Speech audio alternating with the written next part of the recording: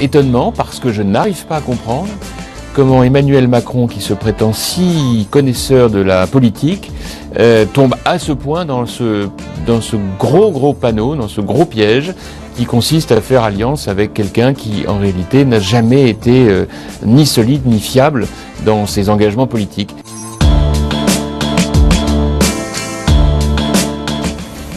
Celle-là, elle nécessite de trouver l'émoticône adapté, là, tout de suite. Allez. Voilà. J'ai choisi un petit cœur.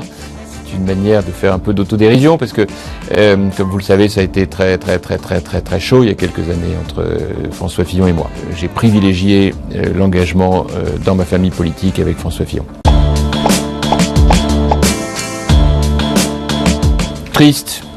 Parce qu'en fait, je me rends compte que ça se termine toujours mal, la politique people. Emmanuel Macron, il ne voit que la partie émergée de l'iceberg, il n'a jamais souffert. Il pense que la politique c'est facile, mais il verra avec le temps que c'est plus compliqué que ça.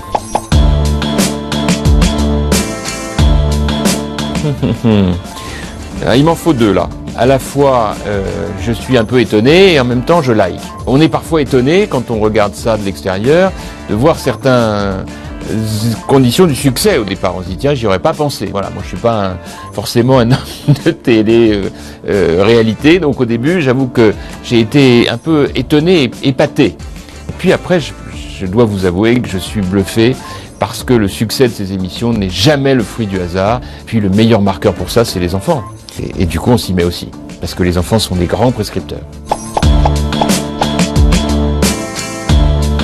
Je crois que c'est celui-là. Voilà. Eh ben, bonne journée à tous.